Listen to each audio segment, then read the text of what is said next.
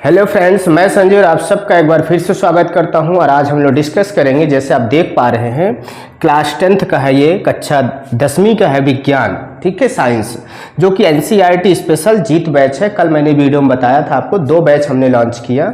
कल की वीडियो ना देखें और ज़रूर देखें, उसमें हमने क्लास 9th के संघर्ष बैच और क्लास 10th के लिए जीत बैच, जिसमें 2 सब्जेक्ट साइंस और मैथ यानी कि विज्ञान और गणित हम आपको यहाँ पे पढ़ाएंगे, ठीक है। अध्याय 1 में दिया गया रासायनिक अभिक्रिया एवं समीकरण, जो कि आपका, और हम आपको बता दें न्यू एनसीईआरटी जो बुक आई हुई है उससे हम आपको पढ़ाएंगे। न्यू सिलेबस जो कि 23 और 24 के लिए लागू कर दिया गया है, ठीक है। तो उसको हम लोग टारगेट करके पूरी तरह से पढ़ेंगे। तो सबसे पहले हम लोग अध्याय 1 पढ़ने से पहले हम लोग देख लेते हैं कि हमारा सिलेबस क्या क्या है साइंस में, कौन कौन से पार्ट है, कितने कुल पार्ट है और कितने उसमें रसायन शास्त्र कितने में है, रसायन विज्ञान, भौतिक विज्ञान कितने पार्ट है, कितने विज्ञान बायो है और कितने आपका पर्यावरण है, ठीक है। चलिए हम लोग इस पे पहले बात कर लेते हैं। ताइए हम आपको दिखाते हैं। ये देखिए, ये आपका विषय सूची है, आपका ये क्लास 10th के लिए है, ठीक है, जिसमें से आपके पाठ्य पुस्तकों में पाठ्य सामग्री का पुनर्संयोजन, ये नई बुक है आपकी एनसीईआरटी जो कि 23-24 के लिए आई हुई है। तो हम लोग इसको देखते हैं, ठीक है। पुरानी बुक से आप बिल्कुल मत पढ़िएगा, उसमें क्योंकि कट चुके हैं और पॉइंट। तो चलिए देखते हैं। इसमें सबसे पहले अध्याय 1 दिया गया है आपका। अध्याय 1 में हम लोग देख लेते हैं रासायनिक अभिक्रियाएं एवं समीकरण दिया गया है। अध्याय 2 में अम्ल, क्षारक एवं लवण के बारे में पढ़ेंगे। अध्याय 3 में धातु एवं अधातु के बारे में पढ़ेंगे। अध्याय 4 में कार्बन एवं उसके यौगिक पढ़ेंगे। ये जो 4 पार्ट है आपके टोटल, ये आपके रसायन है, ठीक है, केमिस्ट्री वाला पार्ट है, ठीक है। ये रसायन शास्त्र है आपका, ठीक है। 4 पार्ट है टोटल। 10th में आप कितने पार्ट पढ़ेंगे केमिस्ट्री? 4 पार्ट पढ़ेंगे, ठीक है। आगे देखते हैं हम लोग नीचे का आपके, तो यानी रासायनिक अभिक्रियाएं एवं समीकरण देखेंगे, अम्ल क्षार देखेंगे, लवण भी देखेंगे, साथ में धातु अधातु के गुण देखेंगे, कार्बन एवं इसके यौगिक देखेंगे। तो आपके जो शुरू के दिए गए हैं ये आपके कौन है? केमिस्ट्री है, 4 पार्ट, ठीक है। तो आप लोग टिक लगा लेंगे, बुक लेकर बैठेंगे। अभी नहीं खरीदी है तो कोई बात नहीं, आप अभी समझें, इसको रफ में जरूर बना लेंगे फिर वीडियो को पॉज करके, ठीक है। तो चलिए हम आपको आगे बात करते हैं। अच्छा, अध्याय 4 तक हो गया। ये जैव प्रक्रम और नियंत्रण एवं समन्वय, जीव जनन कैसे करते हैं, आनुवांशिकता, ये जो 4 पार्ट है ये आपके जीव विज्ञान है। क्या है? ये बायोलॉजी है, ठीक है। ये आपके बायोलॉजी जीव विज्ञान है, करेक्ट, समझ गए। तो 4 पार्ट आपकी केमिस्ट्री हो गई, 4 पार्ट आपकी बायोलॉजी हो गई। तो इसको आपको टिक लगा लेना है, ठीक है। आगे चलते हैं, हम लोग बात करते हैं आगे। तो आगे ये देखिए, आगे के तो प्रकाश, परावर्तन तथा अपवर्तन जो दिया गया है, मानव नेत्र तथा रंग बिरंगा संसार, विद्युत धारा के चुंबकीय प्रभाव, ये जो 4 दिए गए हैं ये आपके दिया गया है भौतिक शास्त्र यानी कि फिजिक्स दिया गया है। क्या है? ये फिजिक्स आपका है, ठीक है। क्या है? ये फिजिक्स आपका है। प्रकाश का परावर्तन तथा अपवर्तन के बारे में पढ़ेंगे, मानव नेत्र तथा रंग बिरंगा संसार पढ़ेंगे हम लोग, विद्युत पढ़ेंगे, विद्युत धारा के चुंबकीय प्रभाव पढ़ेंगे। ये आपके 10th में 4 आपके केमिस्ट्री के पार्ट हो गए, 4 आपके बायो हो गई यानी जीव विज्ञान हो गई, 4 आपकी भौतिक हो गई यानी कि फिजिक्स हो गई। एक आपका दिया गया है पर्यावरण। एक क्या दिया गया है? आपका पर्यावरण दिया गया है, केवल हमारा पर्यावरण, एक ही लेसन आपका दिया गया है, ठीक है। आपने समझ लिया कितने हमारे पास हैं, कौन कौन से पार्ट आपके क्रम से ही पूरे हैं, 4 पार्ट। और इसमें आपके देख लेते हम लोग, नहीं है कोई भी। तो हम लोगों ने क्या देखा कि इसमें आपके 4 पार्ट केमिस्ट्री के, 4 पार्ट आपके बायोलॉजी के, 4 पार्ट आपके फिजिक्स के और 1 पार्ट आपका पर्यावरण है। तो ये आपके टोटल हुआ। पहला पार्ट आपका दिया, ये 4 हम लोग पहले केमिस्ट्री पढ़ लेते हैं, फिर हम लोग बायोलॉजी पढ़ेंगे, फिर फिजिक्स पढ़ लेंगे हम लोग, ठीक है, सीरियल से पढ़ेंगे। तो हम लोग सबसे पहले केमिस्ट्री का अध्याय 1 चालू करते हैं, रासायनिक अभिक्रिया एवं समीकरण समझते हैं, इसी को हम लोग इस पर फोकस करते हैं। चलिए ये आ जाते हैं हम लोग पार्ट 1 पर। यह अध्याय 1 है, रासायनिक अभिक्रियाएं एवं समीकरण। तो हम लोग यहाँ पे जैसे पाठ में आप देख पा रहे हैं, पाठ में क्या दिया गया है? रासायनिक अभिक्रियाएं। हम लोग रसायन सबसे शुरू में ही आ गया टॉपिक में, अभिक्रियाएं एवं समीकरण पढ़ेंगे।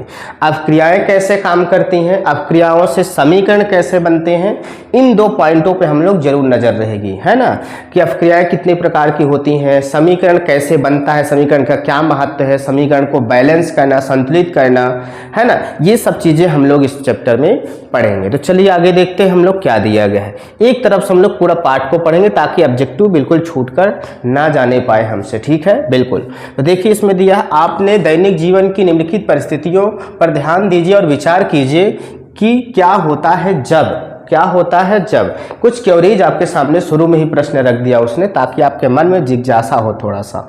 गर्मियों में कमरे के ताप पर दूध को खुला छोड़ दिया जाए तो क्या होगा? सोचिए, अभी आपको सोचने पर विवश कर रहा है, सोच आपसे पूछ रहा है, उसके बाद खुद वो पाठ के अंदर आपको बताएगा कि ऐसा क्यों होता है।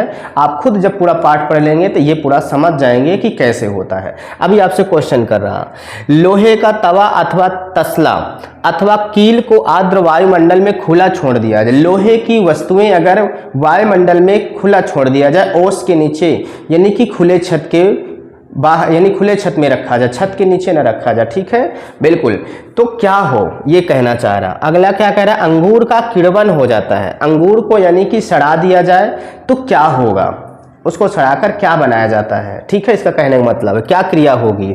भोजन पकाया जाता है तो कौन सी क्रिया होगी।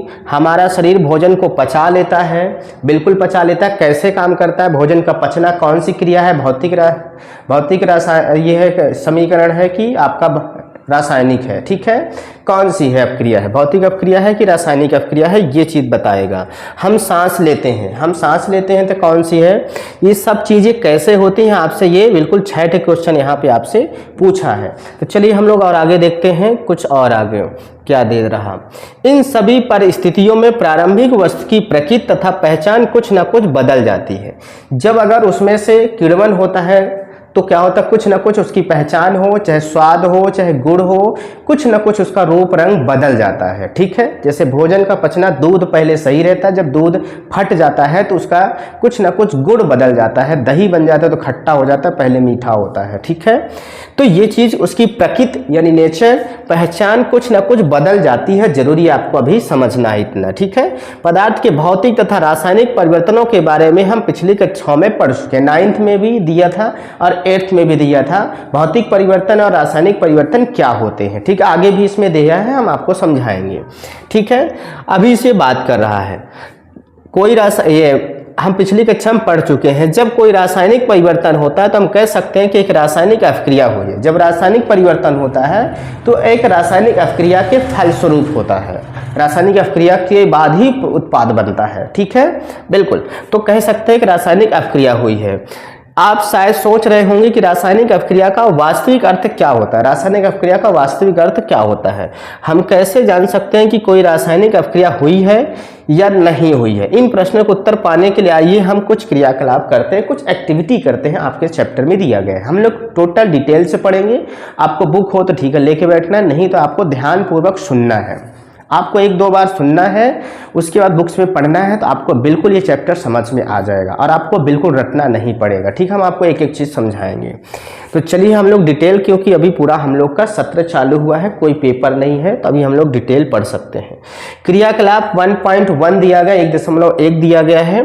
क्रियाकलाप में देखिए कुछ चित्र यहाँ पे दिखा रहा है आपसे, हम लोग इसको देख लेते हैं, ठीक है। चित्र दिखा रहा कुछ यहाँ पास, ये देखिए, ठीक है। तो सावधानी क्या इसमें देखिए, कुछ इसमें चिमटा लिया हुआ है, मैग्नीशियम रिबन लिया हुआ है, वाच ग्लास क्यों लिया है भाई, मैग्नीशियम ऑक्साइड क्यों लिया हुआ, बर्नर देखिए यहाँ पे लिया, इसमें लौ जल रही है, इसको जलाया जा रहा क्यों भाई, क्या कर रहा है, इसको हम लोग देखेंगे। यहाँ पे कुछ दिया, मैग्नीशियम रिबन का वायु में दहन कर मैग्नीशियम ऑक्साइड को वाच ग्लास में इकट्ठा करना, जला रहा है यहाँ पे कुछ, ठीक है। तो कैसे करेगा ये हम लोग देख लेते हैं। देखिए सावधानी क्या दी, इस क्रियाकलाप में शिक्षक के सहयोग की आवश्यकता है, बिल्कुल शिक्षक की सावधानी से करें। शिक्षक अगर कहता है कि ऐसे ऐसे करो तो वो करना पड़ेगा, ठीक है, क्योंकि शिक्षक को वो अध्ययन कर चुका है, उसको पता है कैसे कैसे सावधानी रखनी है। सुरक्षा के लिए छात्र आंखों पर चश्मा पहन ले तो उचित होगा, क्योंकि ये भाई जला रहा है, इस पर भाई चिंगारी वगैरह कुछ आंख पे पड़े है ना। तो यहाँ पे कण पड़े उसके, मैग्नीशियम के रिबन के कुछ कण पड़ सकते हैं, तो इससे बचाव के लिए चश्मा आपको पहन लेना है। लगभग 3 से 4 सेंटीमीटर लंबे मैग्नीशियम रिबन, सबसे पहला पॉइंट क्या है, मैग्नीशियम रिबन आपका लेना है। ठीक है, मैग्नीशियम रिबन ये मैग्नीशियम का ही है, छोटा सा छड़ रहे को रेगमाल से रगड़ कर साफ कर लीजिए। अच्छा, यहाँ पे अब आपको ये चीजें पॉइंट करना है कि मैग्नीशियम रिबन को उसने रेगमाल से रगड़ा है, रगड़ कर साफ कर रहा। क्यों साफ कर रहा है, ये आगे क्वेश्चन आपसे बनेगा। ठीक है, तभी आपको ध्यान रखना है, कुछ ने क्या किया, मैग्नीशियम रिबन को रेगमाल से बिल्कुल रगड़ कर साफ कर लिया है। इसे चिमटे से पकड़कर स्पिरिट लैंप या बर्नर्स इसका दहन कीजिए। दहन करिए मतलब जलाइए, इसको पहले साफ कर लीजिए। मैग्नीशियम रिबन जो होता है उसको ऐसे लीजिए और उसको क्या कीजिए, पहले रगड़ लीजिए। ठीक है, रेगमाल कपड़ा से, उसके बाद उसको जलाइए। ठीक है, रगड़ कर जलाइए, बिना रगड़े नहीं। अब इसके पीछे क्या कारण है वो हम लोग आगे देखते हैं। स्पिरिट लैम्प या इसका दहन करिए तथा इसे बनी राख को वाच गिलास पे, जो जल करके ये राख गिरेगा, तो ये देखिए राख यहाँ पे गिर रहा है, तो राख इसमें गिलास पे, वाच गिलास पे आपको इकट्ठा कर लेना है। ठीक है, बिल्कुल। तो इससे बनी राख को वाच गिलास में इकट्ठा कर लीजिए, जैसे चित्र में दिखाया गया है, इकट्ठा कर लें। मैग्नीशियम रिबन का दहन करते समय इसे अपनी आंखों से यथासंभव दूर रखिए, थोड़ा दूर से, है ना, दूर से इसे पकड़ करके करना है आपको। ठीक है, बिल्कुल पास से नहीं। आपने क्या परीक्षण किया, आपने क्या अनुभव किया, क्या देखा आपने, यहाँ पे आपको थोड़ा सा बताया। मैग्नीशियम रिबन को जब वायु की उपस्थिति में दहन किया गया, जलाया गया, तो मैग्नीशियम ऑक्साइड बना। मैग्नीशियम और वायु यानी कि O2, ठीक है, ऑक्सीजन, मैग्नीशियम और ऑक्सीजन की उपस्थिति में जलाया गया तो मैग्नीशियम ऑक्साइड, ये ऑक्सीजन और ये मैग्नीशियम, यानी कि मैग्नीशियम ऑक्साइड आपका बना जा करके। ठीक है, तो यहाँ पे हमें कुछ क्लू मिला कि यहाँ पे हमने क्या किया, मैग्नीशियम लगभग 3 से 4 सेंटीमीटर लंबे मैग्नीशियम रिबन हमने लिया, उसके बाद रेगमाल से रगड़कर हमने साफ किया, उसके बाद उसको लैंप से हमने बर्नर से जलाया और उसके राख को हमने वाच गिलास में एकत्रित कर लिया, और ये हमें पता चला मैग्नीशियम रिबन को वायु में जलाने से मैग्नीशियम ऑक्साइड बन गया। तो ये क्या बना, कैसे बना, और आगे देखते हैं। इतना हम लोगों को समझ में आया कि क्या किया इसने। ठीक है, बिल्कुल, आगे हम लोग समझते हैं और देखते हैं क्या कहना चाह रहा है। ठीक है, बिल्कुल।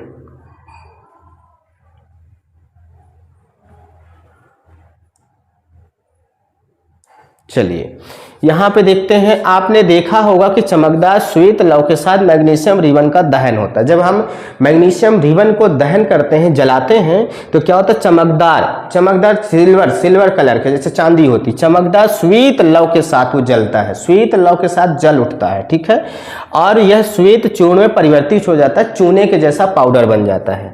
यह मैग्नीशियम ऑक्साइड का चूर्ण होता है। जो किसका चूर्ण होता है, मैग्नीशियम ऑक्साइड का चूर्ण होता है। वायु में उपस्थित ऑक्सीजन तथा मैग्नीशियम को देखिए, वायु की उपस्थिति में हम लोगों ने कराया था, तो वायु में ऑक्सीजन उपस्थित थी। ठीक है, तो ऑक्सीजन तथा मैग्नीशियम के बीच होने वाली अपक्रिया के कारण यह बनता है। किसके कारण अपक्रिया बनता है, मैग्नीशियम और ऑक्सीजन की उपस्थिति में, यानी कि जो बीच में दोनों की क्रिया हुई, किसके बीच में, मैग्नीशियम और ऑक्सीजन दोनों के बीच में अपक्रिया हुई, तो मैग्नीशियम ऑक्साइड बना। ये अपक्रिया के फलस्वरूप हुआ है। वो यही कहना चाह रहा है कि अपक्रिया हो रही है। चलिए हम लोग देखते हैं एक्टिविटी 1.2 क्रियाकलाप 1.2 को देखते हैं क्या कह रहा है। एक परख नली में लेड नाइट्रेट का घोल लीजिए, लेड को हम सीसा कहते हैं, इसमें पोटेशियम आयोडाइड का घोल मिला दीजिए, और आपने क्या देखा, तो यहाँ पे क्या क्या लिया जा रहा है ये देखना है। लेड नाइट्रेट और पोटेशियम आयोडाइड, इन दोनों का घोल किया गया है, कुछ ना कुछ हमारा जाकर बनेगा, जो कि इसमें आगे बताएगा, तो हम लोग देखेंगे। ठीक है, चलिए हम लोग देखते हैं। यहाँ पे कार्क वगैरह, कांच की नली वगैरह, ये तो इसका नहीं है, इसका शायद हो सकता है। चलिए देख लेते हैं। क्रियाकलाप 1.3, एक शंक्वाकार फ्लास्क, बिल्कुल शंक्वाकार फ्लास्क है, यही है, ये लिया हुआ है, इसको हम लोग वही देखते हैं चित्र में। या परख नली में कुछ दानेदार जिंक लीजिए, दानेदार जिंक लेना है इसको। ठीक है, अब इसमें तनु हाइड्रोक्लोरिक अम्ल, ये देखिए शंक्वाकार फ्लास्क लिया और तनु सल्फ्यूरिक अम्ल ले लिया, दानेदार जस्ता इसमें लेगा, हम लोग देख लेंगे। हाइड्रोक्लोरिक अम्ल या सल्फ्यूरिक अम्ल मिला दीजिए, ठीक है। किसमें मिलाना है, आपको ध्यान रखना है दानेदार जिंक लेना है। क्या लेना है, जिंक, जिसका परमाणु क्रमांक आपका 30 होता है Zn, ठीक है। आपको जिंक लेना है और हाइड्रोक्लोरिक अम्ल लेना है या सल्फ्यूरिक अम्ल देना है और दोनों को मिला देना है। अब क्या होगा, सावधानी, अम्ल का इस्तेमाल सावधानी से करना है आपको या शिक्षक की मदद ले लेना है, ठीक है। क्या जस्ते के दाने के आसपास कुछ होता दिखाई दे रहा है, बिल्कुल जब आप करेंगे कुछ ना कुछ आपको दिखाई देगा। शंक्वाकार फ्लास्क या परख नली को स्पर्श कीजिए, क्या इसके तापमान में परिवर्तन हो, बिल्कुल गर्म पड़ जाएगा, वो क्या हो जाएगा, गर्म पड़ जाएगा आपका। चलिए यहाँ पे चित्र देख लेते हैं हम लोग, बनाया हुआ है। देखिए चित्र में क्या कहा है, कार्क लिया गया था, कांच की नली दिया था, बिल्कुल शंक्वाकार फ्लास्क, तन सल्फ्यूरिक अम्ल दानेदार जंस था। जब इसमें मिलाया गया तो इससे क्या है कि देखिए H2 गैस रिलीज हो रही है, हाइड्रोजन गैस निकल रही है, बिल्कुल। तो इनकी क्रिया से क्या मिला, हाइड्रोजन गैस बाहर जा रही है। हाइड्रोजन गैस जब बाहर जाएगी तो उसमें बिल्कुल वो जो फ्लास्क है, शंक्वाकार फ्लास्क आपका कांच का, वो बिल्कुल गर्म हीट पड़ जाएगा, ठीक है। इतना केवल आपको समझना है अभी। अब आगे इसमें देखते हैं क्या दे, ऊपर दिए गए तीनों क्रियाकलापों के आधार पर हम कह सकते हैं कि निम्न किसी भी प्रेक्षण की सहायता से हम निर्धारित कर सकते हैं कि एक रासायनिक अभिक्रिया हुई है। देखिए अवस्था में परिवर्तन हो सकता है, अवस्था में परिवर्तन जैसे आपको भाई, आपने पानी लिया, उसको फ्रिज में रखा, ठंडा हुआ, पहले वो द्रव था, अब हो गया। आपकी 3 अवस्था होती है, आपको पता है भाई, ठोस, द्रव, गैस, ठीक है, ठोस द्रव गैस। तो ठोस द्रव गैस दिया गया है, तो कभी ठोस को अगर हम क्रिया कराएंगे तो द्रव में परिवर्तित हो सकता है, ठोस गैस में जा सकता है, द्रव गैस में जा सकता है, द्रव ठोस में बदल सकता है, गैस द्रव में या ठोस में बदल सकता है। तो कोई ना कोई अवस्था परिवर्तन होगा, तो ये कहलाता है अवस्था परिवर्तन, ठीक है। रंग में परिवर्तन, उसका कलर में यानी रंग में परिवर्तन हो सकता है जब भी अभिक्रिया होगी, ठीक है। गैस का निकास अथवा उत्सर्जन हो सकता है, गैस उसमें से बाहर या उत्सर्जित हो सकती है, जैसे अभी हाइड्रोजन गैस देखिए इसमें कांच की नली से बाहर जा रही है, ये देखिए कांच, ये गैस निकल रही है, ठीक है, समझ रहे हैं, बिल्कुल। तो ये बाहर जा रही है, तो ये निउत्सर्जन हो सकता है। तापमान में परिवर्तन हो सकता है, वहाँ पे तापमान ठंडा हो सकता है, यानी कम हो सकता है, इंक्रीज या डिक्रीज हो सकता है, बढ़ सकता है या घट सकता है, ठीक है, बिल्कुल। तो ये चीज़ें अभिक्रिया जब भी होंगी तो ये चीज़ें वहाँ पे होंगी। किसी अभिक्रिया में अवस्था परिवर्तन होगा, किसी अभिक्रिया में रंग परिवर्तन होगा, किसी में गैस का निकास या उत्सर्जन होगा, किसी में तापमान में परिवर्तन होगा या किसी में सभी हो सकता है, ठीक है। तो ये चीज़ें वहाँ पे ये लक्षण होंगे, ठीक है। आगे हम लोग देख लेते हैं, यदि हम अपने आसपास हो रहे परिवर्तनों को देखें तो पाएंगे कि हमारे चारों ओर विविध प्रकार की रासायनिक अभिक्रियाएं हो रही, भिन्न भिन्न प्रकार की अभिक्रियाएं हमारे आसपास खुद होती हैं। इस अध्याय में हम विभिन्न प्रकार की रासायनिक अभिक्रियाएं और उनके प्रतीकात्मक रूप निरूपण का अध्ययन करेंगे, यानी कि हम लोग बहुत सारी अभिक्रियाएं पढ़ेंगे यहाँ पे। चलिए सबसे पहले क्या दिया गया है, रासायनिक समीकरण दिया गया है, इसको देखते हैं हम लोग, ठीक है। रासायनिक समीकरण क्या होता है ये दिया गया है, ठीक है। चलो अच्छा, ये रासायनिक समीकरण है, यहाँ पे हम लोग देख लेते हैं क्या होता है, थोड़ा सा इसको इंट्रोडक्शन देख लेते हैं। रासायनिक समीकरण कैसा होता है, कैसे नहीं होता है, ठीक है, ध्यान समझेंगे तभी हमको समझ में आएगा। अभी तो हमको थोड़ा सा इंट्रोडक्शन दिया था शुरू में कि भाई अभिक्रियाएं कैसे होती हैं, अभिक्रियाएं हम कैसे मान लें, कैसे होगी कैसे नहीं होगी। कुछ एक्टिविटी 3 हमको क्रियाकलाप दिया और उसमें बताया कि ये अभिक्रिया हो रही है और इसके फलस्वरूप क्या क्या परिवर्तन होंगे, वो हमको बताया अभी तक, ठीक है। अब हम लोग देखते हैं रासायनिक समीकरण क्या होता है। क्रियाकलाप 1.1 का विवरण, जब आपने ऑक्सीजन की उपस्थिति में मैग्नीशियम रिबन का दहन होता है तब मैग्नीशियम ऑक्साइड में परिवर्तन हो जाता है, यह परिवर्तित हो जाता है। वाक्य के रूप में किसी रासायनिक अभिक्रिया का विवरण बहुत लंबा हो जाता है, जैसे हिंदी में लिखा तो बताओ यहाँ से लिखा कहाँ तक, यहाँ तक लिखा, क्या लिखा, इतना बड़ा लिखा, 2 लाइन का भाई, 1-2 लाइन। जब ऑक्सीजन को क्या बोलेगा हिंदी में, क्या बोलेगा, जब ऑक्सीजन की उपस्थिति में मैग्नीशियम रिबन का दहन होता है तब ये मैग्नीशियम ऑक्साइड में परिवर्तित हो जाता है, इतना लंबा लिखा। इसी को वाक्य के रूप में किसी रासायनिक अभिक्रिया का विवरण बहुत लंबा हो जाता है, 2 लाइन में बताइए, समझा पाया आपको। इसे संक्षिप्त रूप में लिखा जा सकता है, इसे शब्द समीकरण के रूप में लिखना सबसे सरलतम विधि है। शब्द समीकरण कैसे, मैग्नीशियम हमने लिया था, ऑक्सीजन लिया था, तो दोनों दोनों को हमने जब एक साथ मिलाया तो दोनों क्या हो रहे हैं, जुड़ रहे हैं, क्या हो रहे हैं, योग हो रहा। तो इनको हम प्लस के साइन के लगा देंगे। ये जितनी चीजें हम लेंगे और उनको मिलाएंगे आपस में तो उन सबको प्लस के रूप में हम प्रेजेंट करते हैं, ठीक है। तो देखिए प्लस इसने लगा दिया, यहाँ मैग्नीशियम प्लस ऑक्सीजन ये अभिकारक है। ये एरो का साइन यहाँ पे बना हुआ तीर का, मैग्नीशियम ऑक्साइड जो पदार्थ बनता है क्रिया के बाद वो हमेशा तीर के निशान के बाद रखा जाता है, यानी ये उत्पाद हुआ, ये अभिकारक या इसी को क्या कहते हैं, क्रियाकारक। क्या कहते हैं, क्रियाकारक कहते हैं, ठीक है। इसको क्या क्या कहते हैं हम, अभिकारक या क्रियाकारक। क्रिया में भाग लेने वाले कारक को हम क्रियाकारक कहते हैं, या आप क्रिया में भाग लेने वाले कारक को आप क्रियाकारक कहते हैं, ठीक है, या अभिकारक कहते हैं। क्लियर है। तो दो चीजें, क्रिया में भाग लेने वाले कारक को हम क्रियाकारक या अब क्रिया में भाग लेने वाले कारक को अभिकारक कहते हैं। आपको ये चीजें ध्यान रखना। और इनसे जो मिलकर बनेगा फिर उसको हम उत्पाद कहते हैं। तो इसमें दो पक्ष हुआ, क्या पक्ष हुआ, दो पक्ष हुआ। कौन कौन से, एक ये वाला पक्ष हमारा जो तीर के इधर है ये लेफ्ट हुआ, क्या हुआ, लेफ्ट हुआ। जो इधर का पक्ष है ये राइट हुआ, क्या हुआ, राइट पक्ष हुआ। क्लियर है, बिल्कुल। तो यहाँ पे हमारा मैग्नीशियम और ऑक्सीजन हमने लिया था अभिकारक, जो मिलकर के मैग्नीशियम ऑक्साइड उत्पाद बना, ठीक है। तो ये शब्द समीकरण, इसको क्या कहते हैं हम, शब्द समीकरण कहते हैं इसको, ठीक है। ये क्या कहलाता है, शब्द समीकरण कहलाता है। क्लियर है, बिल्कुल। अभी हम लोग इसको संकेत के रूप में भी बना सकते। चलिए अब क्रिया 1.1 मैग्नीशियम तथा ऑक्सीजन ऐसे पदार्थ हैं जिनमें रासायनिक परिवर्तन होता है, इन्हें अभिकारक कहते हैं। ये देखिए क्या दिया है इसमें, मैग्नीशियम ऑक्सीजन ऐसे पदार्थ हैं जिनके बीच में परिवर्तन होता है, जिनके बीच में क्या हो रहा, परिवर्तन हो रहा, दोनों मिलकर के परिवर्तन कर रहे हैं, बदल रहे हैं, इन्हें अभिकारक कहते हैं। और इस अपक्रिया से एक नए पदार्थ मैग्नीशियम ऑक्साइड का निर्माण हो रहा, क्या हो रहा है, ऑक्साइड का निर्माण हो रहा है, इसे उत्पाद कहते हैं। यहां से आपको क्या करना है, यहां से आपको यहां से परिभाषा टिक कर लेना, क्या लिखना, ऐसे पदार्थ जिनमें रासायनिक परिवर्तन होता है इन्हें अभिकारक कहते हैं। आपको यहां से लिख लेना है, ठीक है। यहां से क्या लिखना, ऐसे पदार्थ, यहां से है हटा दोगे तो बन जाएगा, ऐसे पदार्थ जिनमें रासायनिक परिवर्तन होता है इन्हें हम क्या कहते हैं, अभिकारक कहते हैं। पहली परिभाषा हो गई। और फिर क्या हुई, अपक्रिया से यहाँ से इस हटा दो, अपक्रिया से एक नए पदार्थ मैग्नीशियम ऑक्साइड का निर्माण होता है, उसे उत्पाद कहते हैं। ये आपको परिभाषा के रूप में आपको रफ में नोट कर लेना है, या बुक को भी गंदा करना है, बुक में टिक लगा लेना है। अगर आपने अभी बुक आपके पास आ गई तो बुक में टिक कर लें, या नहीं है तो फिर रफ में आप नोट कर लेंगे, याद कर लेंगे इसको, ठीक है। जो जो परिभाषाएं मिलती जाएंगी हम आपको टिक लगवाते चलेंगे, आपको लिख लेना है, ताकि आपको जब उधर कारण बताओ में प्रश्नोत्तर आए या फिर अभ्यास में आएगा प्रश्नोत्तर तो वहाँ पे हमारा समय बचे और हम लोग उसको अच्छे से याद कर पाए, ठीक है। तो ये चीज़ें आपको टिक लगा लेना है, ठीक है। यहाँ पे दो अपक्रिया यानी परिभाषाएं आपको मिली, एक अभिकारक की, एक उत्पाद की परिभाषा मिली, ठीक है। चलिए ये आपने देख लिया।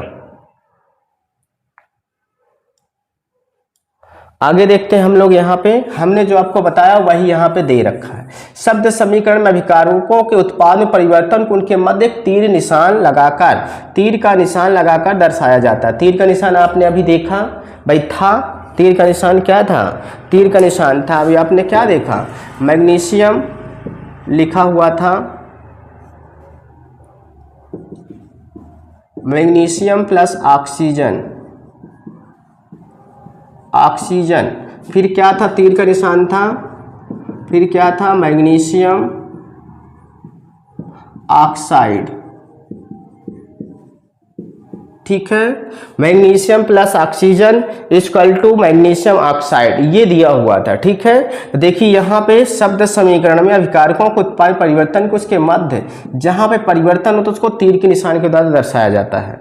अभिकारकों के बीच योग का चिन्ह लगाकर उन्हें बाईं और लेफ्ट साइड में लिखा जाता है। अभी हमने आपको बताया LHS लेफ्ट साइड है, ठीक है, और इनको प्लस के रूप में लिखा जाता है जितनी चीजें मिलाई जाती हैं। इसी प्रकार उत्पाद के बीच में भी योग का, अगर यहाँ पे मैग्नीशियम ऑक्साइड प्लस और कुछ बनता, मान लीजिए जल बनता, ठीक है। तो हम लोग क्या करते हैं यहाँ पे प्लस का साइन लगा के ही लिखते।